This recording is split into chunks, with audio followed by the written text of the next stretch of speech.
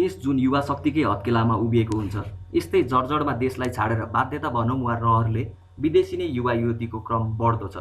परिवर्तन जुन युवा शब्दको पर्यायवाची मानिन्छ, युवाबाटै परिवर्तन सम्भव छ।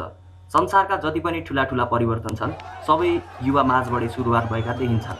नेपालको ६२-६३ को जनआन्दोलनका अगुवा युवा वर्गलाई अवलोकन गरौँ वा क्युबाका युवा प्रेमी फिडेल कास्ट्रोको उदाहरण हेरौँ, परिवर्तन युवा माझबाटै सम्भव भएको देखिन्छ। उमालेको माटो जस्तै मानिने युवा अवस्था जस्तो चाह्यो त्यस्तै बनाउन सकिन्छ। उर्वर मानिने युवा अवस्था सदुपयोग भएमा देशको विकास देख्न धेरै कुर्नु पर्ने छैन। हामी माझ यस्ता युवा शक्ति छन् जो देशमै बसेर आफ्नो पाटोबाट देशका लागि केही न केही योगदान दिइरहेका छन्। तीमध्ये एक हुन् विक्रम बस्याल, जो पहिलो बत्ती मुनि नामक साङ्गीतिक ब्यान्डसँग संलग्न रहेका छन् र देशमा साङ्गीतिक क्रान्ति ल्याउने धेरै ठाउँ रहेको उनको बुझाइ छ। सुनौ उनको बुझाइ उनकै आवाजमा। मेरो नाम चाहिँ विक्रम बस्याल हो। मेरो उमेर 26 भयो। म चाहिँ लिटल एन्जल्स कलेज अफ म्यानेजमेन्टबाट ग्रेजुएटेड हो। सो रिसेन्टली म चाहिँ आफ्नो म्युजिकल प्रोजेक्टहरूमा लागिरहेको छु। रिसेन्टली हामीले एउटा गीत पनि रिलिज गरेको छ, बरिलै भनेर। हाम्रो ब्यान्डको नाम चाहिँ पहेँलो बत्ती पनि। अनि घरबाट त्यति सपोर्ट पनि सुरुमा देखेन मैले, तर आफ्नो इन्ट्रेस्टलाई चाहिँ मार्नु मन लागेन मलाई होइन। अनि मैले गर्दै अब क्लासै नलिए पनि आफै सिकेर अब इन्टरनेट बुक्सहरू मेरो मिडियम थियो होइन। अनि त्यहाँबाट सिक्दा मैले धेरै कुराहरू सिकेँ, प्लस साथीहरूको गाइडहरू थियो। अनि त्यहाँबाट चाहिँ मैले आफैले गर्नुपर्छ भनेर मैले बिस्तारै लाग्दा हामीले एउटा ब्यान्ड पनि फर्म गऱ्यौँ। अनि ब्यान्डमा चाहिँ हाम्रो इन्भल्भमेन्ट एकदम राम्रो भएर हामी चाहिँ अब सबैजना मिलेर एउटा केही गर्नुपर्छ भनेर जब त्यो आँट आयो, अनि त्यसपछि हामी चाहिँ लागि पऱ्यौँ। सो बिस्तारै बरिलै पनि त्यस्तै गरी रेकर्ड गरियो। त्यसको लागि पनि हामी अराउन्ड 3 इयर्स जति स्ट्रगल गर्नु पऱ्यो होइन।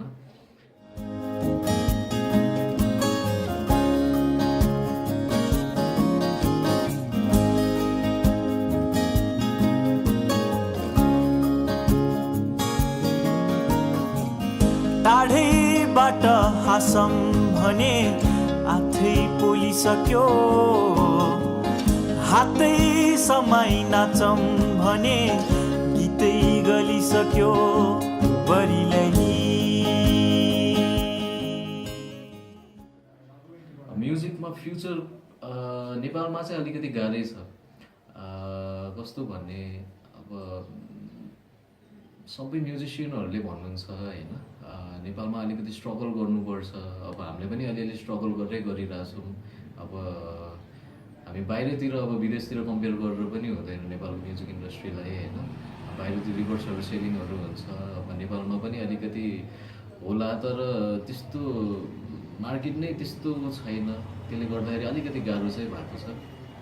तर मलाई के लाग्छ भने बाहिर गयो भने चाहिँ अब मान्छेहरूको त्यो इन्ट्रेस्ट नै यताउति हुने हो कि जस्तो लाग्ने कि त्यो कुरा चाहिँ मान्नु हुँदैन जस्तो लाग्छ मलाई होइन। अहिलेको युथहरू पनि अलिकति त्यो कुराहरू विचार नगरी धेरैजना गएको पनि छ जस्तो। त्यो कुराहरू चाहिँ एकदम विचार गरेर सोचेर होइन। अब मान्छेहरू बाहिर गयो भने अभियसली फर्किन त्यति झ्याप्प फर्किने हो पनि त हुँदैन होइन।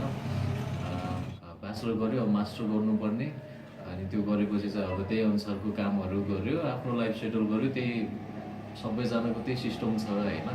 मलाई चाहिँ अलिकति त्यस्तो गर्नु मन लागेन।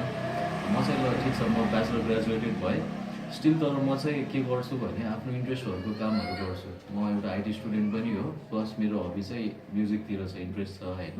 सो हामीले एउटा ब्यान्ड पनि फर्म गरेछौँ, अनि हामीले चाहिँ एउटा टिम बनाएर हाम्रो आइटीको प्रोजेक्टहरू गरिरहेको छौँ। त्यहाँबाट पनि राम्रै भइरहेको छ होइन। जस आफ्नो इन्ट्रेस्टहरू मार्न चाहिँ परिरहेको छैन, प्लस हामीलाई प्र्याक्टिसहरू पनि भइरहेको छ। नेपालमा अपर्च्युनिटी छैन भन्दै जान्छन्, बाहिर पनि अपर्च्युनिटीहरू त छ, तर अपर्च्युनिटी भएर के हुन्छ त, त्यहाँ गएर लास्टमा धेरै दुःख पाएको खबरहरू सुन्नु पाइरहेको छ होइन। सो नेपालमै बसेर पनि यत्रो ट्यालेन्टहरू छ, रिसोर्सेसहरू छ होइन। अब नयाँ कुराहरू ल्याऊँ, नयाँ कुराहरूलाई युटिलाइज गरेर अब देखाउन खोज्ने भने यहीँबाट पनि सकिन्छ जस्तो मेरो मान्यता छ होइन। विवेकशील नेपाली राजनीतिक पार्टीसँग सम्बन्धित एक सक्रिय कार्यकर्ता रन्जु दर्शना युवा समूहलाई विदेश छाडेर नेपालमै केही गर्न सुल्झाउनुहुन्छ। देशमा भएको सम्भावनालाई खन्कोज नगरी विदेशिनी नहुने उहाँको बुझाइ छ। सुनौ उहाँको बुझाइ उहाँकै शब्दमा।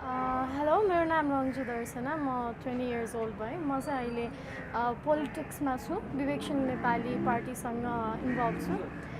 पोलिटिक्समा लाग्नुको मेरो मेन रिजन चाहिँ एउटा सानो स्टोरीदेखि नै सुरु हुन्छ। मेरो घरको बाटो चाहिँ म एकदमै सानो छँदादेखि नै भत्किरहेको, म अहिले ठुलो भइसक्यो, अहिलेसम्म भत्कि नै रहेको छ। म एक्चुअली नराम्रोसित पछारेको पनि छु मेरो घरको बाटोमा। I was almost to the hospital. त्यहाँनिरबाट मलाई स्ट्राइक भएको कुरा चाहिँ सानैदेखि अहिलेसम्म यो बाटो किन बनिरहेको छैन र।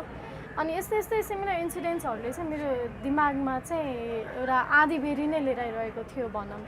अनि लास्ट इलेक्सनमा म यो पोलिटिकल पार्टिजहरूको बारेमा न्युजहरू पढ्दै जाँदाखेरि आई फाउन्ड अबाउट विवेकशील नेपालीको logo smiley attracted me. I went there अनि मलाई खुसी लाग्यो। सिमिलर माइन्डसेट भएको मान्छेहरू धेरैजना हुनुहुँदो रहेछ were there to develop Nepal. It started with culture भन्ने पर्सेप्सनले चाहिँ मलाई एकदमै अट्र्याक्ट गरेको हो। Politics starts with a good culture. राम्रो कल्चरले पोलिटिक्सलाई स्टार्ट गर्ने भनेदेखि एट द एन्ड त्यसले राम्रै रिजल्ट दिन्छ भन्ने पर्सेप्सनमै विश्वास गर्छु। अहिलेको युथ्सको माइन्डसेट चाहिँ डर्टी छ भन्ने मात्रै छ, डर्टी छ म क्लिन गर्छु भन्ने छैन।